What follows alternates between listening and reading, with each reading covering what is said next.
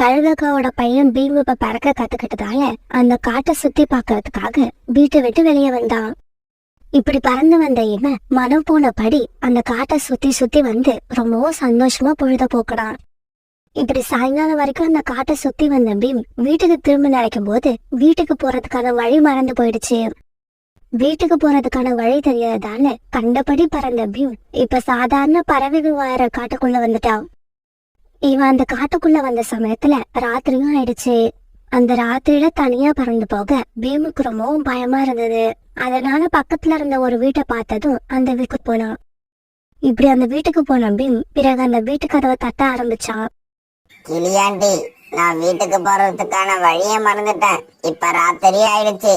இந்த ராத்திரியில தனியா போறதுக்கு ரொம்ப பயமா இருக்கு. இன்னைக்கு ராத்திரி மட்டும் உங்க வீட்டுல தங்கிக்க அனுமதி கொடுங்க. நாளைக்கு காலையில நான் போயிடுறேன். இங்க பாருப்பா, நீ கழுகோட குழந்தை. கழுகுக்கும் எங்களுக்கும் எந்த சம்பந்தமும் இல்ல. உன்னை இப்ப வீட்டுக்குள்ள வரவிட்டேன்னா எனக்கு தேவையில்லாத பிரச்சனைகள் வரும். தயவு செய்து நீ என்னோட வீட்டை விட்டு போயிடு. வேற எங்கேயாவது போய் இடம் கேட்டு பாரு. இப்படி சொன்ன ரேட்டா கிளி வீட்டுக்குள்ள போய் கதவை சாத்திக்கிச்சு. பிறகு பீம் அழுதுகிட்டே வேற வீட்டை தேடி பறந்து போனோம். கொஞ்ச தூரத்துல இன்னொரு வீட்டை பார்த்த பீம் அந்த வீட்டு வாசல் கதவை தட்ட ஆரம்பிச்சான். அந்த வீட்டுல இருந்த காலுக்காகவும் வெளியில வந்தது. அங்கிள் அங்கிள், நான் என்னோட வீட்டுக்கு போறதுக்கான வழிய மறந்துட்டேன். இன்னைக்கு ராத்திரி மட்டும் உங்க வீட்டுல இருக்க அனுமதி கொடுங்க. நாளைக்கு காலையில நான் பறந்து போயிடுறேன். பீம் இப்படி சொன்னதை கேட்ட காலுக்காகவும் அவன் மேல இறக்கப்பட்டு அவனை வீட்டுக்குள்ள அழைச்சிட்டு போச்சு. காலுஜி, இந்த கழுகு குழந்தைய எதுக்காக நம்ம வீட்டுக்குள்ள அழைச்சிட்டு வந்தீங்க? கோரி, இவன் வீட்டுக்கு போறதுக்கான வழிய மறந்துட்டான். இன்னைக்கு ராத்திரி நம்ம வீட்டுல இருந்துட்டு காலையில போயிடுவான்.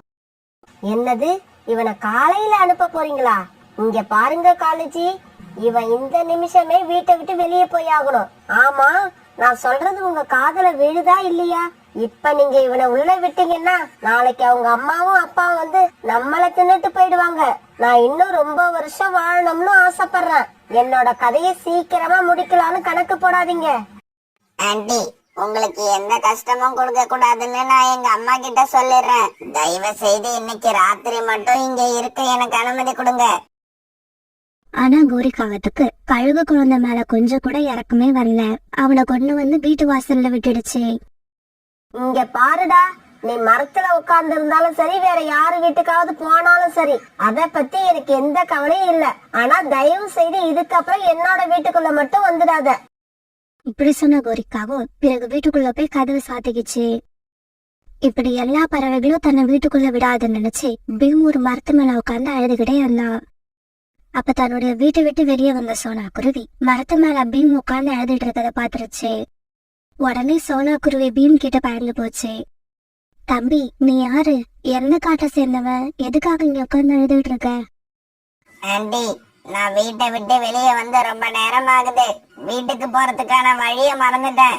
தயவு செய்து ராத்திரி என்ன உங்க வீட்டுல தங்க வச்சுக்கோங்க. நாளைக்கு காலையில போயிடுவேன். இந்த ராத்திரி இருட்ட பார்த்தாலே எனக்கு பயமா இருக்கு. ஆமா, உன் பேர் என்ன? என் பேரு பீம். பீம், நீ வீட்டுக்குள்ள வா. இப்படி சொன்ன சோனா குருவி பிறகு பீமை வீட்டுக்குள்ள அழைச்சிட்டு போச்சு. வீட்டுக்குள்ள போன பீமுக்கு சோனா குருவி சாப்பிட இன்னும் பல பழங்களை கொடுத்தது. பிறகு கொஞ்ச நேரம் கழிச்சு பீமும் குக்குவும் நண்பர்கள் ஆயிட்டாங்க. நாம கொஞ்ச நேரம் பால் விளையாடுவோமா? குக்கு, ராத்திரி 10 மணி ஆகுது, படுத்து தூங்குங்க, காலையில எழுந்திரிச்சு விளையாடலாம். சோனா குருவி கூட சொன்னதும் பிறகு பீமும் குக்குவும் ஒரே கூட்டுல படுத்துக்கிட்டாங்க. பிறகு சோனா குருவி தன்னோட கூட்டுல படுக்க எல்லாரும் அப்படியே தூங்க ஆரம்பிச்சாங்க. மறுநாள் பொழுது விடிஞ்சிச்சு.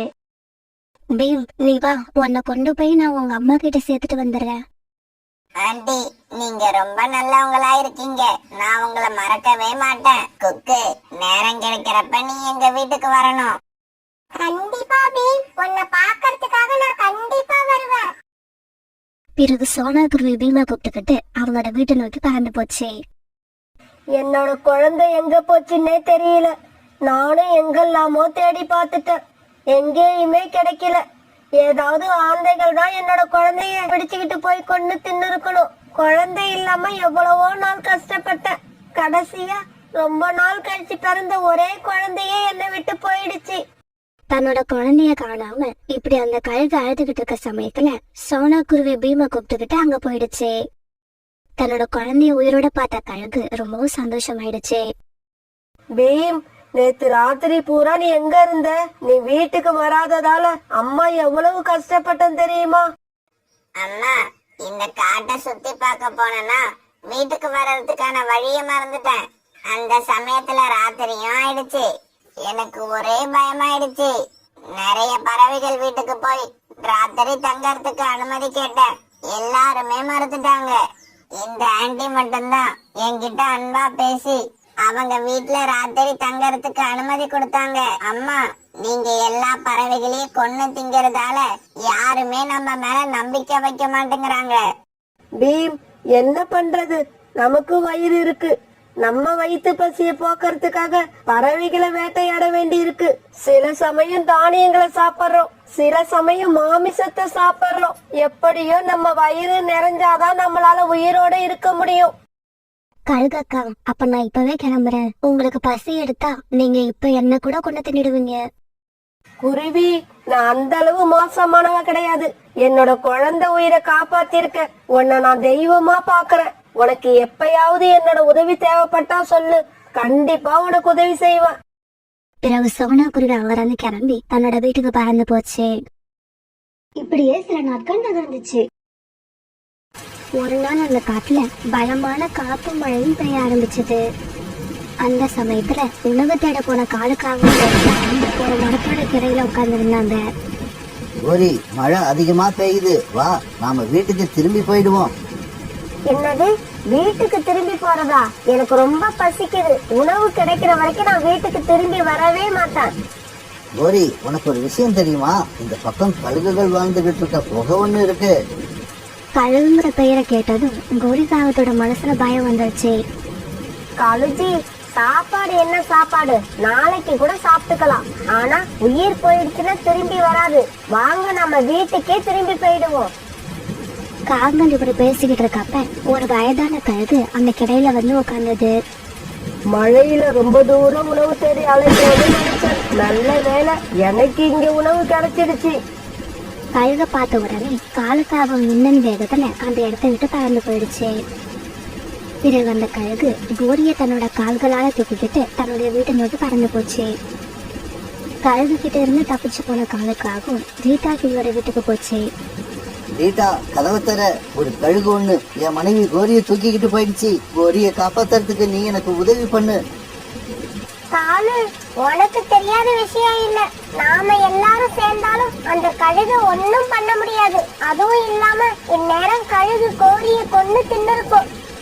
ரீட்டா கிளி இப்படி சொன்ன உடனே காலுக்காக அங்கிருந்து பறந்து போக ஆரம்பிச்சது. இப்படி பறந்து போன காலுக்காக வேக வேகமா சோனா குருவியோட வீட்டுக்கு போச்சு.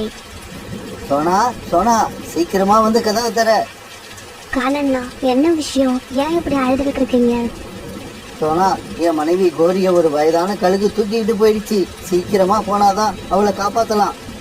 காலண்ணா, கவலைப்படாம இருங்க. கழுகக்கா எனக்கு தெரிஞ்சவங்க தான். நான் எப்படியாவது கோரியக்கா உயிரை காப்பாத்திடுறேன்.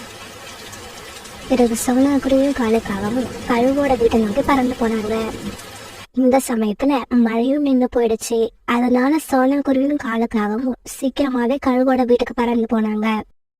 குருவி ஆண்டி, நீங்க எப்படி இருக்கீங்க? அப்புறம் குக்கு எப்படி இருக்கான்? நல்லா இருக்கானா? பீம், எல்லாரும் நல்லா இருக்காங்க.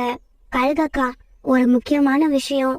ஒரு வயதான கழுகு ஒண்ணு இந்த காகத்தோட மனைவியை தூக்கிட்டு போயிடுச்சு. அவங்கள நீங்க தான் எப்படியாவது காப்பாத்தணும். அம்மா, நீங்க அவங்கள காப்பாத்த கூடாது. இந்த அங்கிளோட மனைவி அன்னைக்கு நான் வழி தெரியாம தவிச்சுக்கிட்டு இருந்தப்ப அவங்க வீட்டுக்குள்ள எனக்கு இடம் இல்லைன்னு சொல்லி என்ன வெளியே பிடிச்சு தள்ளிட்டாங்க.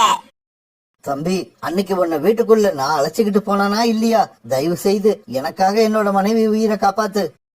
அங்கிள், உங்களுக்கு ஒரு ஆபத்துனா சொல்லுங்க, என்னோட உயிரை கொடுத்து உங்களை காப்பாத்துவேன். ஆனா உங்க மனைவியை காப்பாத்த மாட்டேன். அவங்க ரொம்ப கெட்டவங்க. பீம், நான் சொல்றத கேளு. கோரி ஆண்டி செஞ்ச தவறையே நீயும் செய்யாத. ஆபத்துல இருக்கவங்களுக்கு உதவுறதுதான் நல்ல குணம். அது நம்ம நண்பர்களா இருந்தாலும் சரி, எதிரிகளா இருந்தாலும் சரி. சோனா குருவியோட பேச்ச கேட்ட பீம் பிறகு கோரிக்காகத்துக்கு உதவி செய்ய ஒத்துக்கிட்டான். சரி, எல்லாரும் என் கூட வாங்க. அந்த வயதான கழுகு எங்க இருக்குன்னு எனக்கு தெரியும். பிறகு எல்லாரும் வயதான கழுகு இருக்கிற இடத்தை நோக்கி பறந்து போனாங்க. அது ஒரு பாழடைஞ்ச குகை. அந்த குகைக்குள்ளதான் அந்த கழுகு கோரிக்காகத்தை கட்டி போட்டு இருந்தது.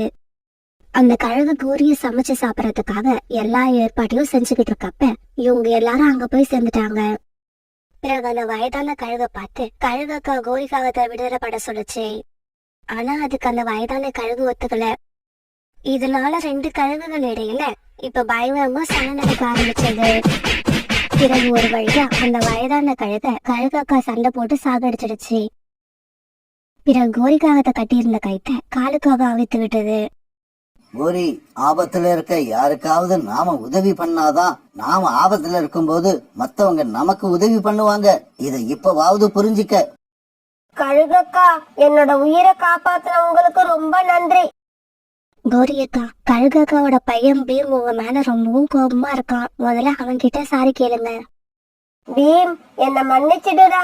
அன்னைக்கு ராத்திரி என்னோட வீட்டுல உனக்கு இடம் கொடுக்காம நான் மிருகத்தனமா நடந்துகிட்டேன். இதுக்கப்புறம் உனக்குன்னு இல்ல, ஆபத்துன்னு யாரு என்னோட வீட்டுல வந்து அடக்கலம் கேட்டாலும் அவங்களுக்கு கண்டிப்பா உதவி செய்வேன்.